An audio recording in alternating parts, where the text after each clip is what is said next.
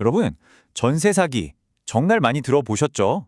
이게 그냥 사건이 아니라 나라에서 공식적으로 사회적 재난이다 이렇게 선포까지 했습니다. 그래서 피해자들을 구제하겠다며 특별법도 만들었고요.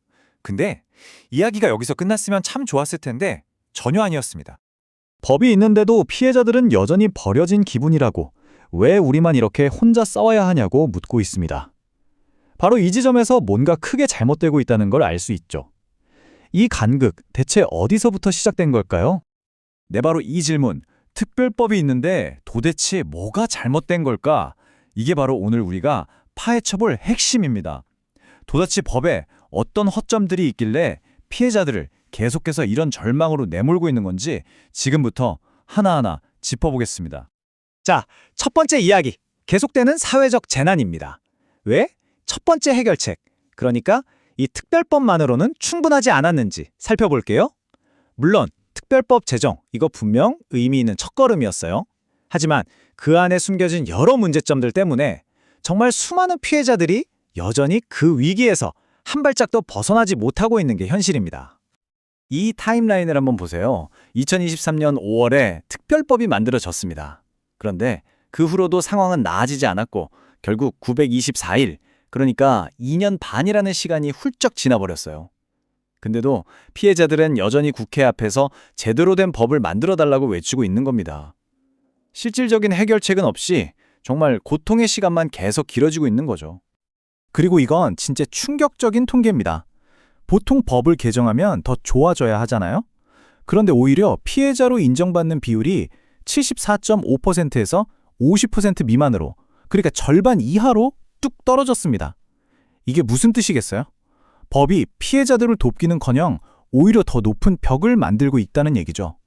정말 아이러니한 상황입니다. 자, 그럼 다음으로 넘어가서 법의 사각지대를 한번 들여다보겠습니다. 위기 최전선에 있는 분들의 이야기인데요. 이제부터는 이 법이 실제 현장에서 어떻게 사람들을 외면하고 있는지 각 지역의 구체적인 사례들을 통해서 좀 더 깊이 들어가 볼게요. 첫 번째 사례는 경북입니다. 여기는 사기 수법이 굉장히 조직적이고 복잡해요. 문제는 지금의 특별법이 이런 복잡한 구조를 전혀 따라가지 못한다는 겁니다. 경북 대책위의 석진미 위원장님 지적을 들어보면 이게 아주 명확해져요. 법이 그냥 보증금 얼마냐, 월세냐 아니냐 이런 형식적인 것만 따지다 보니까요. 막상 명의신탁이나 무자본 갭투자처럼 교묘하고 복잡한 사기에 당한 피해자들은 오히려 구제 대상에서 쏙 빠져버리는 거예요.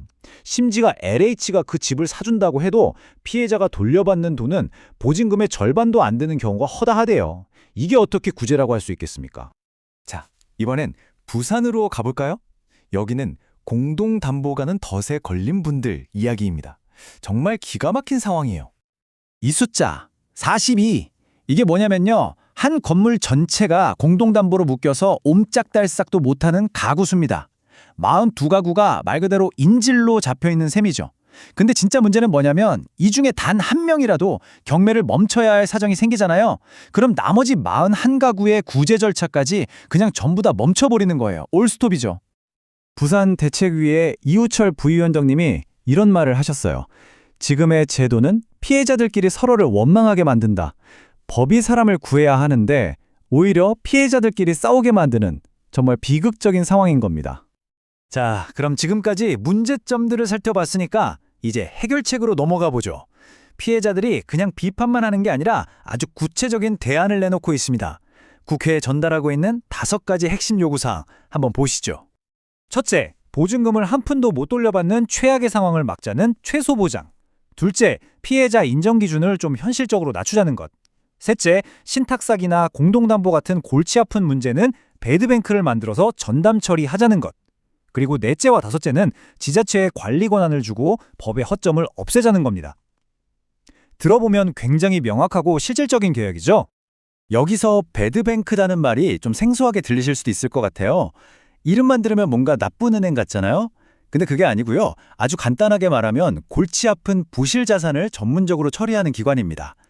그러니까 지금 이 전세 사기 상황에서는 권리관계가 너무 복잡하게 얽혀서 팔리지도 않는 문제의 주택들을 이 배드뱅크가 사들이는 거예요. 그래서 피해자들을 그 복잡한 법적 관계에서 해방시켜주는 거죠. 특히 아까 말씀드린 부산의 공동담보 문제를 풀 수 있는 거의 유일한 열쇠라고 할 수 있습니다. 자, 그런데 이 법 개정이 계속 늦어지면서 정말 말도 안 되는 일이 벌어지고 있습니다. 그 대가가 얼마나 큰지 한번 보시죠. 여기 보이는 이 금액 1,000억 원입니다. 무려 1,000억 원이에요.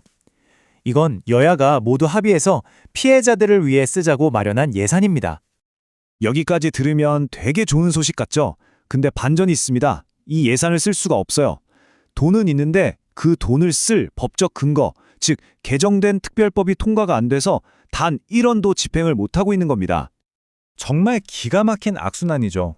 국회는 법이 없어서 돈을 못 준다고 하고 피해자들은 법이 안 바뀌어서 지원을 못 받는다고 하고 참여연대 이지연 사무처장님의 말처럼 이건 그냥 입법부의 무책임이 피해자들에게 고통을 전가하는 꼴입니다. 자, 이제 마지막입니다. 국회를 향한 이들의 간절한 호소, 그 핵심 메시지가 뭔지 한번 정리해 보겠습니다. 이분들의 외침은 아주 간단하고 명료합니다. 국회의원, 당신들이 전세 사기 없는 사회를 만들겠다고 약속하지 않았냐? 6개월마다 법을 보완하겠다고 약속하지 않았냐? 그런데 그 약속들 다 어디 갔냐는 거죠. 결국 이건 정치적 책임과 깨진 약속에 대한 이야기입니다. 그래서 피해자들은 올해가 가기 전에 자신들이 요구하는 이 개정안을 반드시 통과시켜달라고 요구하고 있는 겁니다. 마지막으로 이지연 사무처장님의 이 말을 꼭 기억했으면 좋겠습니다. 서민의 주거 안전을 지키는 법이 멈춰서 있는 동안 피해자의 삶도 멈춰 있습니다. 정말 가슴 아픈 말이죠. 결국 법이 멈춰 있는 그 시간 동안 누군가의 삶 전체가 함께 멈춰서 있다는 사실. 어쩌면 이게 우리가 오늘 이야기에서 가장 중요하게 생각해야 할 부분일지도 모르겠습니다.